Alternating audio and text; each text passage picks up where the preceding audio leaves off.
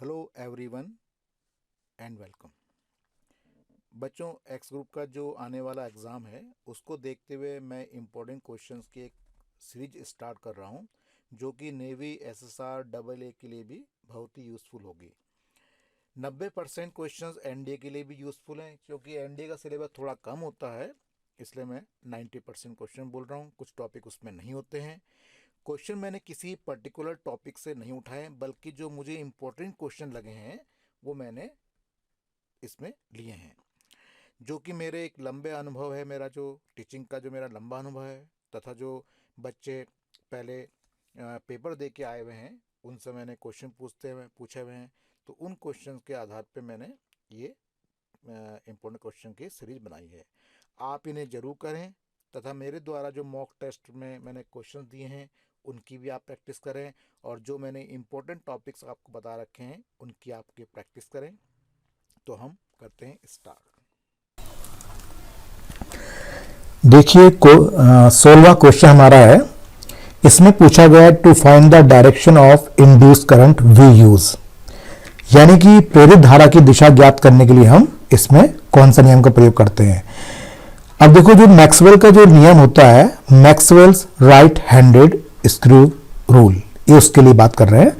मालूम है आपको कि ये तो magnetic field due to current carrying conductor use करता है, यानी कि धारा वायु जो चालक होता है उसके कारण जो चुंबकीय क्षेत्र होता है उसकी दिशा ज्ञात करने के लिए यूज होता है ये, ठीक है, to find direction of magnetic field due to current carrying conductor. और जो फ्लेमिंग्स लेफ्ट हैंड रूल है, फ्लेमिंग का बाएं हाथ का नियम, ठीक है, फ्लेमिंग का बाएं हाथ का नियम है, इसका उपयोग होता है force on charge in magnetic field, ठीक है, चुंबकीय क्षेत्र में जो आवेश है उस पर लगने वाला चुंबकीय बल, राइट। अच्छा, अब ये दो बचे हैं तो नन ऑफ दिस तो है नहीं, तो लेंज लॉ, ठीक है। तो याद रखिए कि जो लेंज लॉ होता है, लेंज का जो नियम होता है, उससे हम प्रेरित धारा की दिशा भी ज्ञात करते हैं, यानी कि direction of induce current, right. तो इसमें हमारा आंसर हो गया सी आंसर, ठीक है बच्चों। देखो बच्चों, आप जब ग्रुप एक्स का पेपर की तैयारी कर रहे हैं तो ज़्यादातर बच्चों में सोचते हैं कि यार बहुत टफ क्वेश्चंस आते हैं, जैसे कि ना, ऐसा नहीं है बच्चों। 4-5 क्वेश्चन हो सकते हैं थोड़े से लेंथी हो, अदरवाइज बहुत सिंपल से क्वेश्चंस आते हैं। आप सोचते हैं कि अगर मैं न्यूमेरिकल में वीक हूँ, कमज़ोर हूँ, तो मैं नहीं कर पाऊंगा, ऐसा नहीं है। अगर मैं जब से ये ऑनलाइन पेपर हुआ, अगर हम तब से देखें तो ज़्यादातर न्यूमेरिकल आपके 6 या 7 से ज़्यादा या 8 भी मान लीजिए नहीं गए हैं। तो ऐसा मत सोचिए कि अगर आपकी न्यूमेरिकल आप सही नहीं कर पाते हैं या, ठीक है, उसमें कमज़ोर है, तो ऐसा कुछ नहीं है। आपके और भी टॉपिक्स हैं जिसमें थ्योरी है, जैसे ये क्वेश्चन था, तो आप इनको करें, ठीक है, तो भी आपको 13+ तो आप कर लेंगे, ठीक है।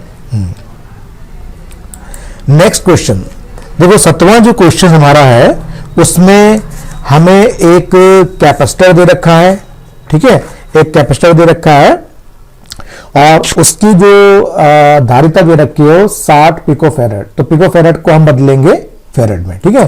तो हम इसको जो है 60 × 10 की घात कर देंगे -12 फैरड, ठीक है, ये उसकी धारिता हो जाएगी, राइट। हाँ, अच्छा, अब इसमें आपको पूछा गया है कि उसकी जो एनर्जी स्टोर्ड है, ठीक है, उसमें कितनी ऊर्जा संरक्षित होगी, ये पूछा हुआ है।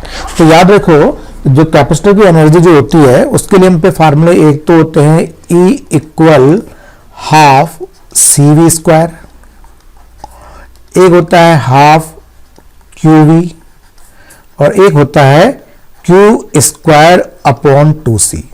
तो जाहिर है कि हमारा यहाँ पे ये वाला फार्मूला लगेगा, क्योंकि हमें इसमें Q दे रखा है और C दे रखा है, ठीक है बच्चों। तो इस तरह से हम हाफ कर देंगे, और Q जो इसका आवेश हमें दे रखा है, आवेश हमें दे रखा है 4 × 10 की घात -8। हम इसका वर्ग करेंगे और इसमें C यानी कि हमें दे रखा है C मतलब कि धारिता 60 पिकोफैरड, ये मैंने बताया था आपको, 60 × 10⁻⁻12, राइट। तो इस तरह से आप इसको सॉल्व करोगे, ठीक है। तो ये मैंने ये 2 कहाँ से लिखा होगा, ये 2 यहाँ पे आ चुका है, तो यहाँ तो मैंने 2 लिख दिया, इसको आप रहने दीजिए, 2 आ चुका है यहाँ पे, ठीक। अच्छा, 4 आपका 16 हो जाएगा और 10 की घात ये -16 हो जाएगी, और ये आपका हो जाएगा 6 है यहाँ पे, और इसमें एक जीरो में इसमें कवर कर लेता हूँ तो 10 की घात -11, राइट। अच्छा, आप इसको सॉल्व करेंगे तो ये आ गया 8, ये आ गया 6, इसको आपको कर देंगे 4/3, और ये -11 -16 है तो 10 की घात -5, ठीक है। तो 4/3 4/3 सॉल्व करोगे 1 पॉइंट समथिंग आएगा, तो इसमें आपका आंसर ये हो जाएगा, ठीक है। तो इसका आंसर हो गया 1.35 इंटू 10⁻⁻5 जूल, ठीक है बच्चों। तो ये न्यूमेरिकल है और ज़्यादा ऐसी कैलकुलेशन नहीं है, तो इस पे आपके सर्किट डायग्राम भी आ सकते हैं इस पे, ठीक है। नेक्स्ट देखो, इसमें आपसे ये पूछा गया है कि जो ऑर्गन पाइप होते हैं, जो ऑर्गन नलिका होती हैं, उनमें बंद और खुली उनकी जो मूल आवृत्ति होती है उनका अनुपात पूछा हुआ है, ठीक है बच्चों। तो देखो, इसमें हमारी एक तो होती है क्लोज, पहले इसने बोला है आपसे क्लोज बोला हुआ पहले, तो मैं क्लोज लेता हूं। तो जो क्लोज होती है यानी कि जो एक सिरे से बंद होती है, ठीक है, ये जो है एक सिरे से बंद होती है। इसमें जो मूल आवृत्ति होती है, फंडामेंटल फ्रीक्वेंसी होती है इसकी, तो मैं इसको एफ क्लोज के लिए मैं सी यूज कर लेता हूं, ठीक है। तो वो होती है velocity of sound upon 2 into length, यानी कि जो नली की लंबाई है वो आती है। यहाँ पे 2 नहीं आएगा, यहाँ 4 आता है, यहाँ 4 कर देते हैं, 4 कर देता हूँ इसको मैं। तो ये होती है बंद के लिए, ये होता है आपका इस पे, राइट। अच्छा, और अगर ये ओपन है तो ओपन के केस में, ओपन जो है दोनों सिरों से खुली रहती है, इसके लिए आती है फार्मूला फंडामेंटल, यानी कि मूल स्वर होता है इसका V/2L होता है। अब आप देखो, है ना, ये क्लोज है, ओपन हो गई है, ये ओपन हो गई, तो इन दोनों का जो रेशो आएगा, पहले आपको इसमें बोला हुआ क्लोज, फिर बोला हुआ ओपन, ठीक है।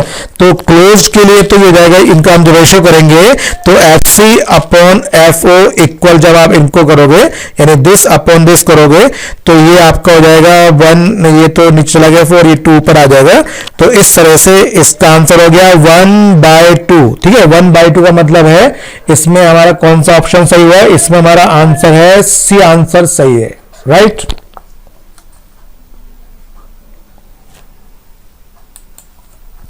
देखिए, अब अगला क्वेश्चन हमारा आता है, अगला क्वेश्चन देखेंगे आप, ये है 19वां। इसमें आपको DW यानी कि कार्य, और DU, यहाँ पे U जो है ना, ये है इंटरनल एनर्जी, है ना, आंतरिक ऊर्जा। तो यहाँ पे सिंबल में लिखे हुए नहीं, लेकिन एग्जाम में जनरली मेंशन रहता है कि इसमें जो W है या U है या Q है वो एक्चुअल में है क्या, ठीक है, वहां मेंशन रहता है। तो अब इससे आपको पता लग गया होगा कि यहाँ पे जो ये क्वेश्चन आपका न्यूमेरिकल है, ये जो ऊष्मागतिकी का प्रथम नियम है, ठीक है, by first law of thermodynamics, ठीक है। तो थर्मोडायनेमिक्स, तो जो ऊष्मागतिकी का प्रथम नियम है वो क्या कहता है, वो यूं कहता है कि DQ, जो आप किसी भी निकाय को, सिस्टम को एनर्जी देते हैं, वो स्पेंड होता है वो DW प्लस DU, है ना। इसमें ये जो सिस्टम को, ये आप जो हीट प्रोवाइड कर रहे हैं, या सिस्टम हीट प्रोवाइड कर रहा है ना, तो और ये work done by the system, निकाय द्वारा कृत कार्य या work done on the system, निकाय पर किया कार्य, ठीक है। और ये U जो है change in internal energy of the system, ठीक है, यानी जो गैस के मॉलिक्यूल्स हैं तो उनकी जो आंतरिक ऊर्जा है उसमें परिवर्तन है। तो खैर, यहाँ पे तो न्यूमेरिकल है, कई बार ये पूछ लेते हैं कि ऊष्मागतिकी का प्रथम नियम जो है वो किस पे आधारित है, किस पे बेस्ड है, ये कंजर्वेशन ऑफ एनर्जी बेस्ड होता है, ठीक है। अच्छा, अब इसमें हमें वैल्यू, हाँ, तो हमें यहाँ पूछा था DQ होगा, बहुत सिंपल क्वेश्चन हो गया, तो आप इनकी वैल्यू पुट कर दीजिए 333 प्लस 167, और इनको सॉल्व करके ये आपका आ जाएगा 500 किलो कैलोरी, ठीक है बच्चों। तो ये आपको किलो कैलोरी दे रखा है, तो इसमें हमारा कौन सा आंसर मैच किया इसका, ये हो गया हमारा आंसर, बी आंसर हो गया, ठीक है बच्चों। तो यहां पे हमारा बी आंसर आता है, राइट। नेक्स्ट देखिए, इसमें पूछा गया है कि जो रियर व्यू मिरर होता है, आपने गाड़ियों के साइड में, जहां पे ड्राइवर होता है बैठा हुआ, उसके साइड में आपने एक मिरर देखा होगा, इसे हम रियर व्यू मिरर कहते हैं, साइड मिरर भी कहते हैं। तो जब गाड़ी मोशन में होती है तो उस केस में ड्राइवर उसमें पीछे का जो ट्रैफिक है उसे ऑब्जर्व करता है, देखता है वो, ठीक है। तो याद रखिए, इसमें हम जो यूज करते हैं वो होता है उत्तल दर्पण, इसे हम बोलते हैं कॉन्वेक्स मिरर। ठीक है, क्यों करते हैं? देखो, एक तो उत्तल दर्पण जो है हमेशा आभासी प्रतिबिंब बनाता है, वर्चुअल बनाता है, सीधा बनाता है, इरेक्ट बनाता है, और छोटा बनाता है, स्मॉल बनाता है। तो वो एक पीछे का जो ट्रैफिक है, एक उसको बड़े से सीन को एक छोटा सा बना के हमें वहां पीछे का पूरा जो ट्रैफिक है उसके बारे में इंफॉर्मेशन दे देता है। ठीक है, तो ये भी एग्जाम में काफी आता है, थ्योरेटिकल क्वेश्चन था। Next one, speed of sound is maximum, काफी बार एग्जाम में आया हुआ है, काफी आता है एग्जाम में बच्चों के क्वेश्चन। तो ये पूछा हुआ है कि ध्वनि का वेग अधिकतम किसमें होता है? तो देखो, यहां तो हमें सिर्फ ठोस द्रव गैस के बारे में पूछा हुआ है, तो याद रखिए कि जो वेलोसिटी ऑफ साउंड होती है मैक्सिमम होती है सॉलिड में। ठीक है, उसके बाद होती है लिक्विड में, और उसके बाद होती है गैसों में। ठीक है, तो यहां पे हमारा आंसर हो जाएगा इन सॉलिड्स। तो ठीक है, तो सॉलिड में होती है। हाँ, अगर कभी वो आपको पदार्थ दे देता है, अगर वो कभी पदार्थ दे देता है, ठीक है, तो उस केस में जैसे कि माना आपको दे दिया कॉपर दे दिया, आयरन दे दिया, ठीक है, तो उस केस में आयरन यानी कि इस्पात यानी कि स्टील, तब आपको ये याद रखना है। ये भी एग्जाम में काफी आता है क्वेश्चन। नेक्स्ट वन, अब देखो ये पूछा गया है कि प्रकाश का वेग है, यहां पे आप समझ गए होंगे ये एप्सिलॉन नॉट है। ठीक है, हाँ, तो और ये म्यू नॉट है। तो यहां पे परमिटिविटी ऑफ फ्री स्पेस है और permeability of the free space, ये सिंबल है, इनके बारे में आपको पता ही है।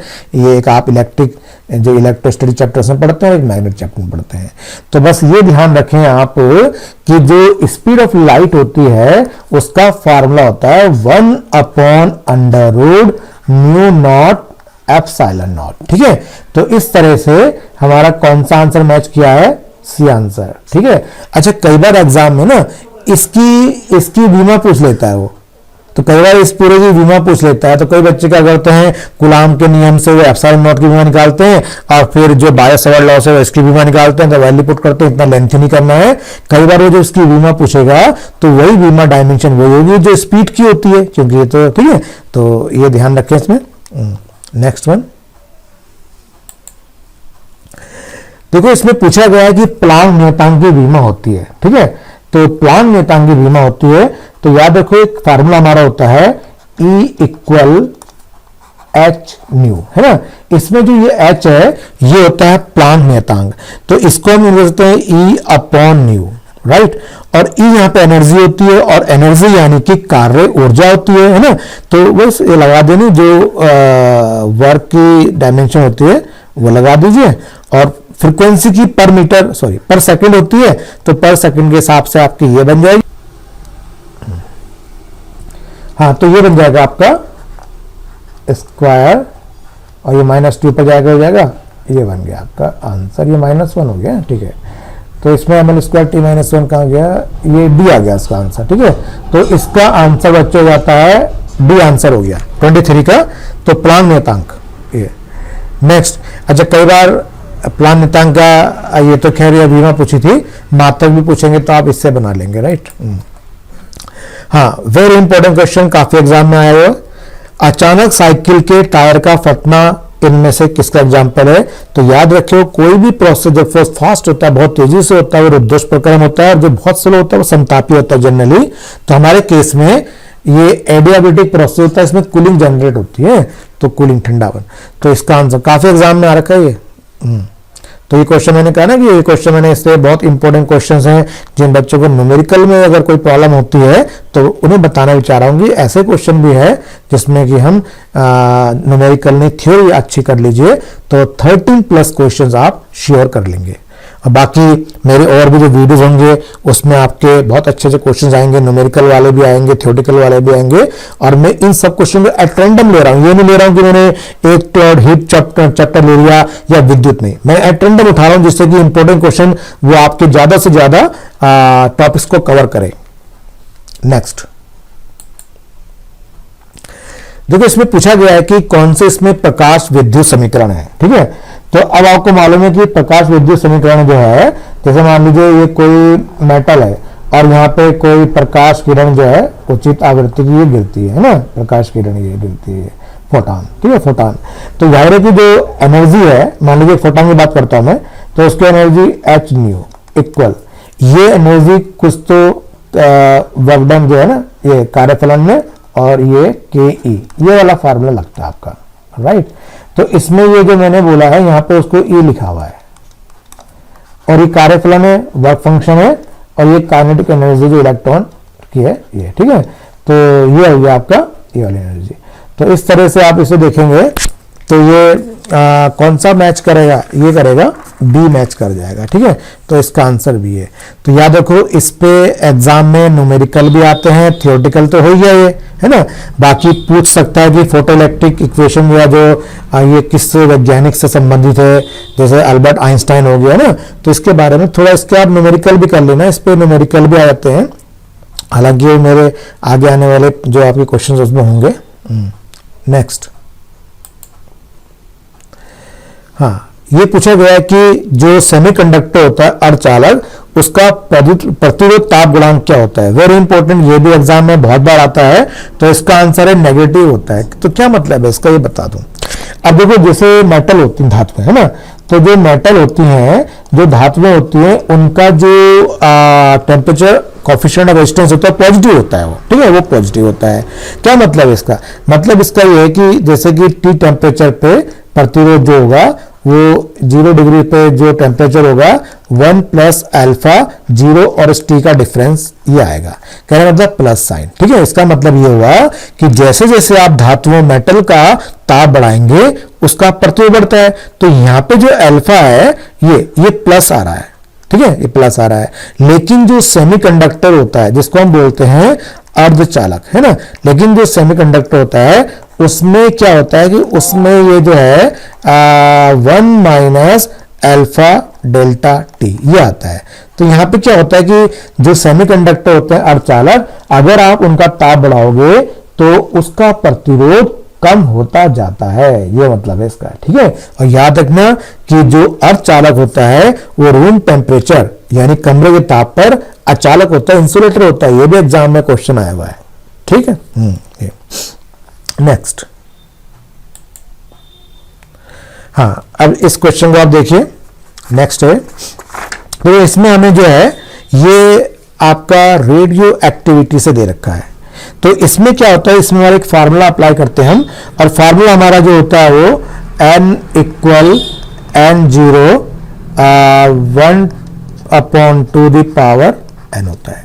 अब यहाँ पे जो ये कैपिटल लेटर से है इसका मतलब होता है शेष मात्रा जो बचती है, शेष मात्रा है, रिमेनिंग अमाउंट होता है ये जो बचती है वहां पे, ठीक है। और ये होती है इनिशियल प्रारंभिक, ठीक है, ये प्रारंभिक होती है इनिशियल जो वहां पे, राइट। अच्छा, अब देखो इसमें हम कैसे करें इसको। इसमें ये मान लीजिए जो इनिशियल है, इनिशियल को आप मान लीजिए एनी मान लीजिए, ये मान लो, इतना मान लो इनिशियल ये है, ठीक है। तो अब वो कहता है कि 3/5 डिके हो गया, 3/5 डिके हो गया, यानी कि इसमें से जो है, इसमें से वो इतना डिके हो गया, इतना डिके हो गया, ठीक है, यानी 6 हो गया। तो बचा कितना, बचा ये इतना बच गया। तो बस अब इनके मान रख देते हैं हम। तो इसमें हम इनके मान रख देते हैं, तो ये तो हो जाएगा आपका /4 और ये हो जाएगा इतना, राइट, ऐसे। तो अब आप जब इसको सॉल्व करोगे तो ये तो आपका बच जाएगा 1/2 पावर n हो जाएगा, और 1/4 को आप लिख सकते हो 1/2 के रूप में, ये लिख सकते हो। और इस n की वैल्यू जो आ गई वो 2 आ गई, ठीक है। तो अब हमें निकालना समय। तो याद रखना है कि जो समय होता है वो n को जो अर्ध आयु दे रखी है, आपको जितनी अर्ध आयु दे रखी है उससे मल्टीप्लाई कर लो, ठीक है। अर्ध आयु में दे रखी है कितनी, 4 महीने। तो 4 महीने दे रखी है, तो इसको आप 8 महीने, तो ये हो गया समय, तो 8 मंथ्स, ठीक है। तो ये आपका मॉडर्न फिजिक्स रेडियो एक्टिविटी से आ रखा है।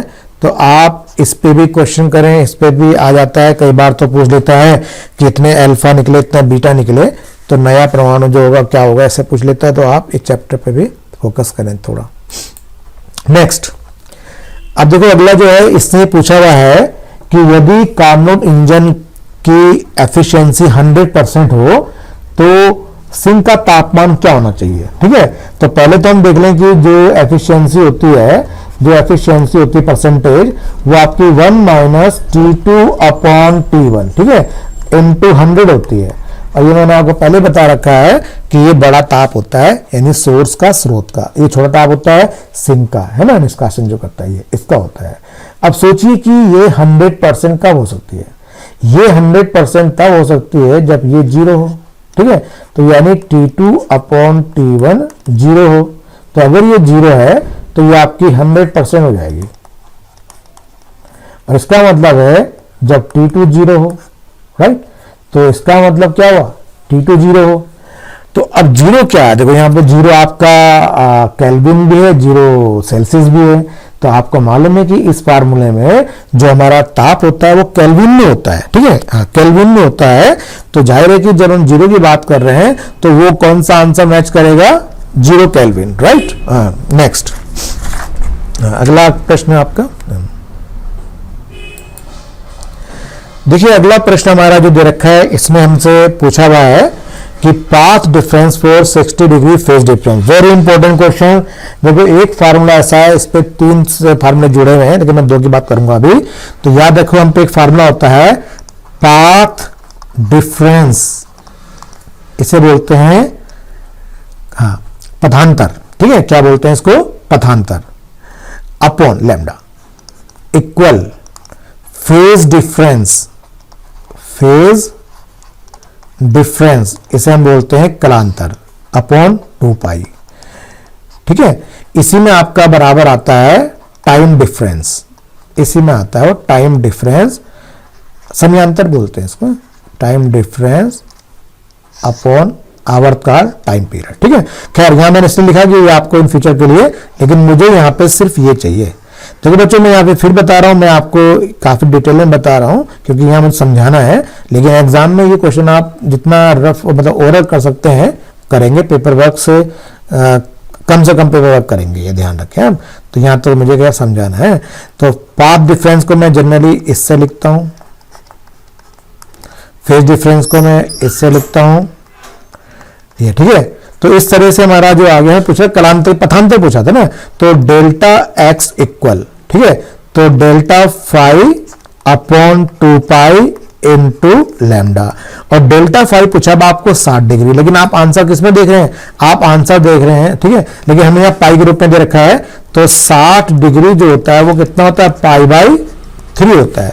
तो आप लगा दीजिए π/3 upon 2 pi into lambda, lambda का लैम्डा रहेगा, खैर पाई से पाई कट जाएगा, तो ये हो जाएगा आपका λ/6। तो इस तरह से आंसर हमारा हो गया ये, ठीक है बच्चों। तो देखो ये 3 फार्मूले आपस में कनेक्ट है, कई बार आपको ये 2 चीज दे रखी ये पूछेगा, तो इसको याद कर लीजिए। नेक्स्ट देखिए अगला प्रश्न हमारा है, हमें दे रखा है कि एक संभाव प्रिज्म है और उसका जो पदार्थ है उसका वर्तमान दे रखा है √2 और एंगल ऑफ मिनिमम डेविएशन यानी न्यूनतम विचलन का कोण ज्ञात करने को बोला गया है। तो याद रखो इसमें जो प्रिज्म हमें दे रखा है वो है संभाव दे रखा है इक्विलेटरल। तो इसका मतलब है ये भी 60 डिग्री होगा, ये भी 60 होगा, ये भी 60 होगा, तो हमें मिल गया प्रिज्म कोण 60 डिग्री, राइट। तो हमें प्रिज्म कोण 60 डिग्री मिल गया, ठीक है। अच्छा, अब हमसे जो पूछा गया है एंगल ऑफ मिनिमम डेविएशन। अब देखो एक फार्मूला होता है mu equal sine A plus del m by 2 upon sine A by 2, ये होता है, ठीक है। तो म्यू का मान हम रख देते हैं यहाँ पे, म्यू का मान हम यहाँ 2 रख देते हैं √2 और साइन रख देते हैं।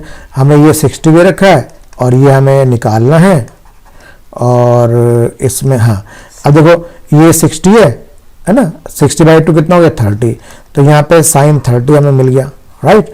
अच्छा, और साइन 30 बराबर किसके होता है 1/2, इस 1/2 को मैं इधर ले लूंगा, तो ये लेने के बाद मेरा केस बन जाएगा sine 60 degree plus del m by 2। अब देखो मैंने ये 2 यहाँ ले लिया, ठीक है, तो ये आ जाएगा आपका 1/√2 आ जाएगा। आप करके देखना है इसको, ये ना 1/2 यहाँ आ जाएगा, √2/2 सॉल्व करके आपको ये आएगा।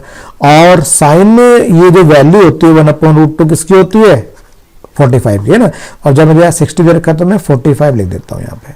तो बस, तो इस केस में आपका आ जाएगा 60 डिग्री और ये 90 और ये आ जाएगा आपका कितना 30 डिग्री, राइट। ये तो इस तरह से आपको जो संभव प्रिज्म दे रखा था उससे हमें मिल गया था जानकारी से प्रिज्म कोण, ठीक है। और अपवर्तनांक दे रखा था तो हमने इससे ये निकाल लिया।